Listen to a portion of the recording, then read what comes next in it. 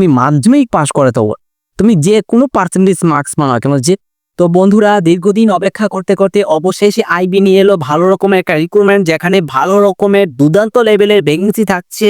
এখানে selection process কি, কারা কারা অ্যাপ্লাই করতে পারবে, কারা কারা অ্যাপ্লাই করতে পারবে না, ঠিক আছে। এখানে ভ্যাকেন্সি কটা থাকছে, পোস্ট নেম কি, ঠিক আছে, এলিজিবল ক্রাইটেরিয়া কি, সম্পূর্ণ তথ্য বিস্তারিতভাবে আলোচনা করব, ঠিক আছে। এ টু জেড তোমাদের আলোচনা করব।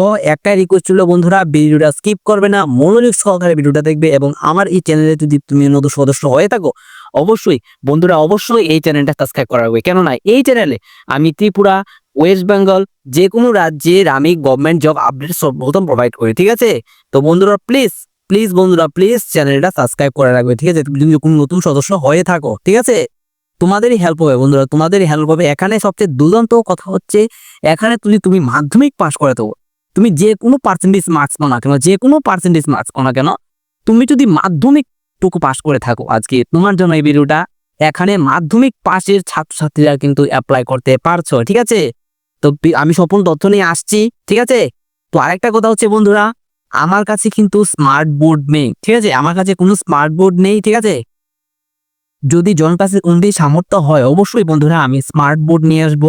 এর জন্য দরকার বন্ধুরা তোমাদের সাহায্য, তোমাদের সাপোর্ট যে আমি এগিয়ে যেতে পারবো, ঠিক আছে। অবশ্যই বন্ধুরা আমাকে সাপোর্ট করো, অবশ্যই বন্ধুরা আমাকে তোমরা সাপোর্ট করো, ঠিক আছে। তো চলো বন্ধুরা ভিডিওটা লেন্থি করবো না, ঠিক আছে, সংক্ষেপে ভিডিওটা শেষ করার চিন্তাধারা করি, ঠিক আছে। দেখো বন্ধুরা, আইবি নিউ রিক্রুটমেন্ট 2025, ঠিক আছে। অনেকে বলবে আইবি মানে কি, ঠিক আছে, আইবি মানে কি, আইবি দাদা আমি বুঝছি না, ঠিক আছে, আইবি জিনিসটা কি। তো দেখো বন্ধুরা আইবি তোমাদের বুঝে দেবো। আইবি মানে হলো ইন্টেলিজেন্ট ব্যুরো, ঠিক আছে। আইবি কথার অর্থ হলো ইন্টেলিজেন্ট ব্যুরো। এর যে বাংলা ওয়ার্ডটা হচ্ছে গোয়েন্দা বিভাগ, ঠিক আছে। গোয়েন্দা বিভাগে তোমাদের নিয়োগ করাচ্ছে আইবি নিউ রিক্রুটমেন্ট। এখানে স্যালারি কিন্তু বন্ধুরা কি বলবো, একবার চাকরি পেলে লাইক জিঙ্গালালা। এখানে সিলেকশন প্রসেস যেটা আছে, ঠিক আছে, সিলেকশন প্রসেস যেটা আছে একদম নিচু লেভেলে হয়, লো লেভেলে হয়। কম্পিটিশন নেই বলে চলে, এখানে মানে বেশিরভাগ ক্যান্ডিডেট কিন্তু অ্যাপ্লাই করে না, ঠিক আছে। কম্পিটিশন নেই বললেই চলে, অনেকে জানেই না এই নিয়োগ সম্পর্কে, অনেকে জানে না, ঠিক আছে। বন্ধুরা তোমাদের অনেক ফ্রেন্ড থাকতে পারে, ঠিক আছে, অনেকে জানবে, অনেকে বলবে যে আইবি মানে কি, বলতে পারে না, ঠিক আছে। অর্থাৎ তারা জানেই না আইবি মানে কি। তোমাদেরকে আজকে আমি সম্পূর্ণ তথ্য বিস্তারিতভাবে আলোচনা করবো। আর আমি কথা দিচ্ছি সম্পূর্ণ ডাউট আমি ক্লিয়ার করে দেবো, ঠিক আছে। আমি আজকে এই ভিডিওতে তোমাদের সম্পূর্ণ ডাউট ক্লিয়ার করে দেবো, ঠিক আছে। তোমার যদি শেখার ইচ্ছা থাকে, বোঝার ইচ্ছা থাকে, আজকে এই ভিডিও থেকে তুমি সবকিছু বুঝতে পারবে। আর যদি তোমার শেখার ইচ্ছা না থাকে, বোঝার ইচ্ছা না থাকে, কোনো ভিডিও দেখে তোমাদের কিন্তু লাভ হতো না, ঠিক আছে। তো বন্ধুরা দেখো, এখানে আইবি মানে হলো ইন্টেলিজেন্ট ব্যুরো, ঠিক আছে। ইন্টেলিজেন্ট ব্যুরো তরফ থেকে তোমাদের নিয়োগ করাচ্ছে। এখানে যে পোস্ট নেম তারা কি দিয়েছে, কোন পোস্টে তোমরা চাকরি পাবে, ঠিক আছে। দেখো পোস্ট নেম হচ্ছে সিকিউরিটি অ্যাসিস্ট্যান্ট পদে তোমরা মানে জয়নিং পাবে, ঠিক আছে। সিকিউরিটি অ্যাসিস্ট্যান্ট পদে তোমাদের কিন্তু নিয়োগটা করাচ্ছে, ঠিক আছে। সিকিউরিটি অ্যাসিস্ট্যান্ট পদে তোমাদের নিয়োগ করাচ্ছে। কি বললাম, তোমাদের কোয়ালিফিকেশন কি দ্বারা চেয়েছে, কোয়ালিফিকেশন শুধুমাত্র মাধ্যমিক পাস। তুমি যদি যে কোনো পার্সেন্টেজ মার্ক পাও, তুমি যদি 33% মার্ক পাও, তোমরা এটা তুমি অ্যাপ্লাই করো। প্লাস প্লাস তোমাদের ড্রাইভিং লাইসেন্স তোমার থাকতে হবে, ঠিক আছে। তোমাদের ড্রাইভিং লাইসেন্স থাকতে হবে, এটা বাইকের ড্রাইভিং লাইসেন্স, গাড়ির ড্রাইভিং লাইসেন্স, যে কোনো ড্রাইভিং লাইসেন্স থাকলে তোমাদের হবে বন্ধুরা, ঠিক আছে। তোমাদের ড্রাইভিং লাইসেন্স হলে হবে। তারপর তোমাদের যে বয়স সীমা, ঠিক আছে, এজ, তোমাদের এজ কি চেয়েছে দেখো, তোমাদের এজ চেয়েছে 18 থেকে 27 বছর, ঠিক আছে বন্ধুরা। তোমাদের 18 থেকে 27 বছর তোমাদের এজ চেয়েছে। এখানে সবচেয়ে দ্বন্দ্ব লেভেলের কথা হচ্ছে এজ রিলেশন ক্রাইটেরিয়া কিন্তু মেনশন করা আছে। অফিসার কিন্তু তোমরা 3 বছরের এজ রিলেশন পাচ্ছ, এসসি এসটিরা কিন্তু বন্ধুরা 5 বছরের এজ রিলেশন তোমরা পাচ্ছ। ওকে, বুঝতে তো নাকি। দেখো কোনো জায়গায় তোমার অসুবিধা হয় অবশ্যই কমেন্ট বক্সে আমাকে কমেন্ট করো, ঠিক আছে, কমেন্ট করো। ওবিসিতে 3 বছর, এসসি এসটিরা 5 বছর এজ রিলেশন তোমরা পাচ্ছ। তারপর আমরা আসি এখানে যে বেতন, ঠিক আছে, বা স্যালারি তোমাদের কত টাকা দেওয়া হবে। মানে প্রথমত তোমাদের স্যালারি যেটা বেসিক পে 21,700 থেকে, ঠিক আছে, 69,100 টাকা পর্যন্ত তোমাদের মানে বেতনটা দেওয়া হবে, ঠিক আছে। এখন প্রশ্ন আছে এতে কমিশন লাগু হলে তাহলে কত পাবো। এতে কমিশন লাগু হওয়ার পর তোমাদের 35 থেকে 40K চলে যাবে ইনহ্যান্ড বেসিক পে। এটা তোমাদের যে ইনক্রিজ হয়ে লাখের ওপরে চলে যাবে, ঠিক আছে। তারপর দেখো বন্ধুরা, আমরা আসছি সিলেকশন প্রসেস, ঠিক আছে, কিভাবে তোমাদের নিয়োগটা করাবে, ঠিক আছে। আমি কি বললাম, নিয়োগটা করাবে তোমাদের একটা সিম্পল একটা এক্সাম হবে, ঠিক আছে, সিম্পল একটা এক্সাম, ঠিক আছে। তোমাদের প্রথমত সিম্পল একটা এক্সাম হবে, তারপর তোমাদের ড্রাইভিং টেস্ট, ঠিক আছে, ড্রাইভিং টেস্ট হবে। আমি আসছি ডকুমেন্ট ভেরিফিকেশন, ঠিক আছে, তোমাদের ফাইনাল মেরিট আউট। এখানে তোমাদের এক্সাম হবে, এক্সামের সিলেবাসটা কি আছে দেখো বন্ধুরা, তোমাদের এক্সামের সিলেবাসটা হচ্ছে প্রথমে তোমাদের জিএ অর্থাৎ জেনারেল অ্যাওয়ারনেস থেকে তোমাদের 20টা কোয়েশ্চেন থাকছে 20 মার্কসে। তারপর ড্রাইভিং রুলস, ঠিক আছে, তোমার ড্রাইভিং রুলস থেকে 20টা কোয়েশ্চেন থাকছে 20 মার্কসে। তারপর কোয়ান্টিটি অ্যাপটিটিউড থেকে তোমাদের 20টা কোয়েশ্চেন থাকছে 20 মার্কের। রিজনিং থেকে তোমাদের 20টা কোয়েশ্চেন থাকছে 20 মার্কস। তারপর ইংরেজি থেকে তোমাদের থাকছে 20টা কোয়েশ্চেন 20 মার্কস, ঠিক আছে। এখানে তোমাদের টোটাল 5টা টপিকতে এক্সাম হবে, 1 2 3 4 5, 5 দুগুণে 10 অর্থাৎ 100 কোয়েশ্চেন, ঠিক আছে। তোমাদের 100 কোয়েশ্চেন হচ্ছে টোটাল 100 মার্কসে, ঠিক আছে, 100 মার্কসে তোমাদের টোটাল, ঠিক আছে।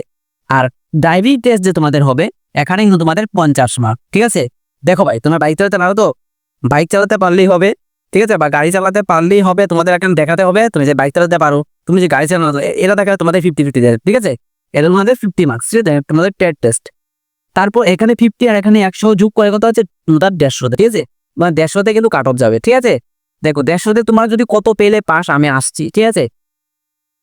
তোমাদের গেল এক্সাম, ঠিক আছে। তারপর তোমাদের ডকুমেন্ট এক্সাম ক্র্যাক করার পর তোমাদের ডকুমেন্ট ভেরিফিকেশন, তারপর তোমাদের ফাইনাল মেরিট লিস্ট, এরপর তোমাদের জয়েনিং, ঠিক আছে। এখানে দেখো তোমাদের অ্যাপ্লিকেশন স্টার্ট, ঠিক আছে, অর্থাৎ অ্যাপ্লাই স্টার্ট কবে থেকে শুরু হচ্ছে। এখানে অ্যাপ্লাই স্টার্ট কিন্তু 6/9/2025 থেকে তোমাদের অ্যাপ্লাই স্টার্ট শুরু হচ্ছে, ঠিক আছে, 6/9/2025 থেকে তোমাদের অ্যাপ্লাই স্টার্ট শুরু হচ্ছে। তারপর তোমাদের যে লাস্ট ডে অর্থাৎ সর্বশেষ সময়সীমা, এই নিয়োগের সর্বশেষ সময়সীমা ফর্ম ফিল আপের যে লাস্ট ডেট সেটা হলো 28/9/2025, ঠিক আছে। বেশি দিন সময় পাচ্ছ না, 28/9/2025 এই তারিখের মধ্যে তোমরা কিন্তু ফর্ম ফিল আপটা করে নাও, যারা যারা এই নিয়োগ সম্পর্কে ইচ্ছুক, ঠিক আছে। তারপর দেখো আমরা আসছি এখানে তোমাদের অ্যাপ্লাই ফি, ঠিক আছে, অ্যাপ্লাই ফি তারা কি হয়েছে, অ্যাপ্লাই ফি ইউআর ওবিসি দের জন্য 650 টাকা অ্যাপ্লাই ফি চেয়েছে, এবং এসসি এসটির জন্য কিন্তু 550 টাকা অ্যাপ্লাই ফি তারা চেয়েছি, ঠিক আছে। এখন আসি বন্ধুরা, আচ্ছা আর একটা কথা বন্ধুরা, এখানে তোমাদের এক্সাম যে হবে এই এক্সামে কিন্তু সময় কিন্তু নির্ধারণ করে দেওয়া আছে 1 ঘন্টা, ঠিক আছে। আবার এখানে নেগেটিভ মার্কিং উল্লেখ করা আছে বন্ধুরা 0.25, অর্থাৎ তোমরা জানো 0.25 মানে কি, 4টা কোয়েশ্চেন ভুলে যাও তোমাদের -1, ঠিক আছে। এখানে 0.25, ঠিক আছে। দেখো সম্পূর্ণ ডাউট ক্লিয়ার তো নাকি, সব তো ক্লিয়ার। যদি কোনো জায়গায় ডাউট থাকে তাহলে অবশ্যই আমার কমেন্ট বক্স আছে, কমেন্ট করো, আমি বারবার বলছি আমাকে কমেন্ট করো, ঠিক আছে। তারপর আসছে এখানের মধ্যে মূল বিষয় যেটা কাট অফ কত যেতে পারে, ঠিক আছে। তোমাদের 150তে এক্সাম নাকি, 150তে তোমরা কত পেলে পাস করবে, ঠিক আছে। দেখো বন্ধুরা 150তে তুমি যদি 100 থেকে 105 পাও, 100 থেকে 105 পাও, ঠিক আছে, ওবিসিদের ক্ষেত্রে 100 থেকে 105 পাও, তোমরা কিন্তু কাট অফ প্লেয়ার করবে।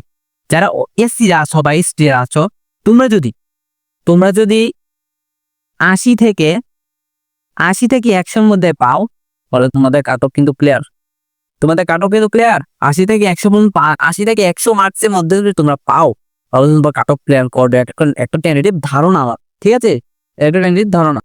তো দেখো বন্ধুরা আজকে তোমাদের এই নিয়ে সম্পর্কে সম্পূর্ণ তথ্য বললাম।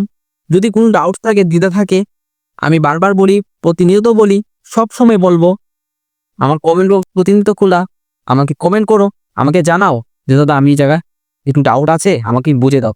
আমি অবশ্যই কথা দিচ্ছি, আমি অবশ্যই তোমাদেরকে আবার রিপিট করবো, ঠিক আছে। তো বন্ধুরা আমাদের কমেন্ট করবে, ঠিক আছে।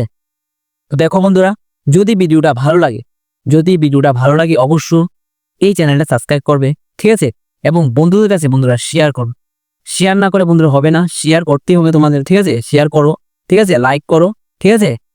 তো বন্ধুরা আজকের মতন এতটুকুই, দেখা হচ্ছে পরবর্তী ভিডিওতে নতুন কোনো আপডেটের সাথে। জয় হিন্দ, বন্দে মাতরম।